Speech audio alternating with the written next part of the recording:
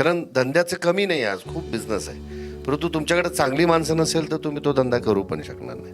Not possible, ते शक्यच नाही आहे. त्यामुळं माणसावर काम करण्यासाठी आणि तशी माणसं बनवण्यासाठी अशा ट्रेनिंगची खूप नितांत गरज आहे. तर आता आज समजलं की घाबरायची काही गरज नाही आणि हे कंटिन्यू करत राहायचं आहे. ह्या गोष्टी होत जातील, थोडंसं नुकसान होईल, पण जर ग्रोथ करायची असेल तर आपण एकटा नाही करू शकणार. ते टीम जे करू शकते ते आपण नाही करू शकणार. तर लिडरशिपचं कन्सेप्ट पहिल्यापासून क्लिअर होती, पण आत्तापर्यंत मी काय करत होतो की ट्रस्ट ठेवायचा, त्याला रिस्पॉन्सिबिलिटी द्यायची आणि त्याला तेवढ्या ऑथॉरिटीज द्यायच्या. ह्या डेफिनेशन आज पहिली क्लिअर झाली की ही लिडरशिप नाही आहे, की जी म्हणजे आपण त्याला लीडर म्हणून तयार नाही करत, आपण त्याला परफॉर्मर म्हणून तयार करतोय. तर लीडर करण्यासाठी तेच केलं पाहिजे की जे आपण त्याच्याबरोबर करतो त्यांनी त्याच्या खालच्या बरोबर केलं पाहिजे. बरेचसे पॉईंट्स होते की जे वाटतात की त्याला टेकअप केलं पाहिजे. तर मला वाटतं इथून पुढे म्हणजे ह्या तुम्ही जे शिकवलं आज, जे काही बायबल दिलं आमच्याकडे, तर त्या सगळ्याचं स्टडी करून आम्ही त्यावर इम्प्लिमेंटेशन करायला सुरुवात करू. लिडरशिपच्या ज्या काही लेवल जे आहेत 1 पासून 5 पर्यंत, तर माझ्या स्टाफमध्ये काही लोक जे आहेत, मी काही ना लोकांना लीडर समजायचो पण त्यांच्या स्टेजेस माहिती नव्हत्या एक्झॅक्ट. तर मी आता त्यांना डिफाईन करू शकतो की कोणत्या हा लीडर कोणत्या लेवलला आहे, त्या पद्धतीनं त्यांच्यात इम्प्रूव्हमेंट करता येईल. कोण लेवल 1 आहे, कोण लेवल 2 आहे, कोण लेवल 3 आहे, मी कोणत्या पोझिशनला आहे, हे सगळ्यांचं थोडंसं बऱ्यापैकी एक क्लॅरिफिकेशन झालं.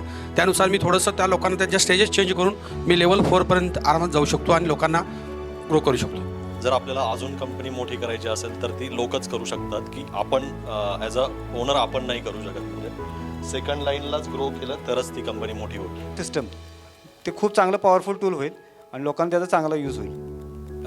टीम लीडर जो म्हणतो ना आपण, की टीम लीडर मला बऱ्याच वेळा असं वाटत होतं की समोरचा जो मालक असेल किंवा कोणी माझ्या वरिष्ठ असेल तो मला चांगला म्हणत असेल म्हणून मला वाटत असेल की मी टीम लीडर झालो. पण मला आज पहिल्यांदा क्लिक झालं की माझ्या हाताखालच्या लोकांनी सुद्धा मला टीम लीडर म्हणणं गरजेचं आहे. त्यांच्याकडनं मी जो रिझल्ट एक्सपेक्ट करत होतो तो का येत नाही आहे, तर त्याच्या संदर्भात तुम्ही सांगितलं की त्या रोडमॅपनं जाणं गरजेचं आहे, की त्यांच्यासोबत बसून डिस्कस करून त्यांना काय हवं काय नको त्याच्यावरती फोकस करणं जास्त गरजेचं आहे, रादर दॅन मला काय हवं आहे. सो टीम आमची तशी एकदम कॅपेबल आहे, पण प्रॉब्लेम काय, आम्हाला तो रोडमॅप आता मिळालेला आहे या सेशन दरम्यान.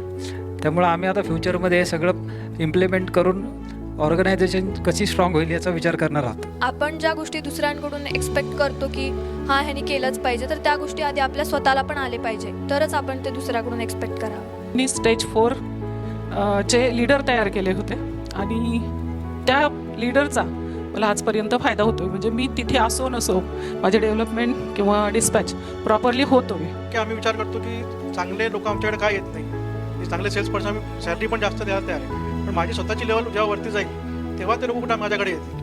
आपल्या पॅरलल आपल्याला पीपल्स डेव्हलप केले पाहिजे. प्रत्येक पोझिशनला आपल्याला पॅरलल लोक डेव्हलप केली पाहिजे. तेव्हा आपल्याला जी काही ग्रोथ आपल्याला 10x किंवा सबस्टॅन्शियल ग्रोथ जी काही आपल्या डोक्यात असेल 10x 5x 6x जी काय असेल ती जर अचीव करायची असेल तर त्या पद्धतीनं आपल्याला तेवढे लोक डेव्हलप केले पाहिजेत पॅरलल.